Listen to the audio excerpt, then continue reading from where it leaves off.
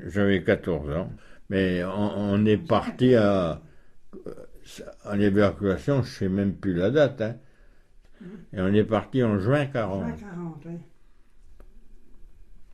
Hmm. On était à peu près, nous, enfin, pas, je ne connaissais pas, hein. Nous, On ne se connaissait pas, non? moi, quand la guerre était éclatée, j'avais 11 ans. Et en 12 ans, on est parti avec des voitures et des chevaux, à pied, comme ça. On a fait 20 kilomètres, c'est tout. Les Allemands nous ont rattrapés, puis on a arrêté, puis on est revenu. Ils venaient à la maison, on était obligés. Ils venaient les Oui, recevoir, hein. Alors, ils voulaient nous faire dire, prononcer Hitler, comme ils ouais, faisaient. elle vit Hitler. Mais bon, il allumait le poste, puis il écoutait Hitler à la radio. Et puis, quand il avait fermé, il mettait sur Londres. Dans la loupe, il mettait sur Londres. Allemand, il écoutait Hitler, et puis après, il était devant avec sa bouteille de bière, il écoutait. Et puis après, hop, il mettait sur Londres. Puis s'en allait. On était bien obligé de les recevoir, hein, quand ils venaient à la maison.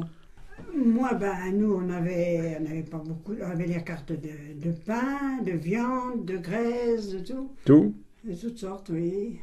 Et puis, bon, ben, fallait faire avec, quoi. Puis après, mes parents, euh, Ouais. ils ont fait des poules, des lapins, tout ça. Enfin, il y en avait déjà avant. Hmm. Les lapins et les poules, tout le monde en avait. Alors, quand les Allemands sont venus, il n'y avait plus rien. Vous ne pouviez pas aller chez le commerçant, il n'y avait rien du tout. On leur apportait juste ce qu'il fallait, hein. Ils, vous ils vous donnaient, je ne sais plus combien que c'était de graisse, c'était de la graisse.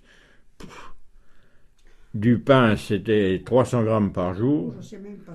Le vin, c'était Ça, c'est pas. On peut s'en passer. 3 ou 4 litres par mois. Il n'y a que ceux qui travaillaient, par exemple, au bois, qui travaillaient fort, alors ils avaient le double. Et à Clairvaux, ils ont pris de mer, Ah, bah et oui, puis oui. le cafetier, là, les deux qui étaient de la résistance, Ah, oui. ils ont fait sauter ils ont lancé des grenades dans le bistrot, ils ont tout fait sauter avec les grenades, et puis ils les ont emmenés les deux, ils sont jamais Ils sont revenus, jamais hein. revenus. Le maire de La Ferté, c'était pareil. Il a été emmené, mais jamais il est revenu non plus. Jamais il est revenu, hein. Le maire, c'est lui qui m'avait prévenu. Mhm. Il faisait partie de la résistance. Alors, moi, quand j'ai vu ça, qui réquisitionnait déjà pour aller travailler en Allemagne dans les usines, alors moi j'ai dit j'y vais pas. Moi ça j'y vais pas. J'ai parti de chez nous et j'ai parti dans le bois. Et dans le bois, on a monté une cabane, on était plusieurs, on était deux qui ne voulaient pas aller en Allemagne, et trois qui revenaient d'Allemagne, mais qui ne voulaient plus y retourner. Parce qu'il leur avait donné une permission. Ils étaient venus en permission, mais ils ne voulaient plus y retourner. Alors ils étaient avec nous dans le bois. On était 5 en tout dans le bois. On était à 20 kilomètres d'ici. Et puis en même temps, on travaillait parce qu'il fallait quand même un peu gagner sa vie, hein.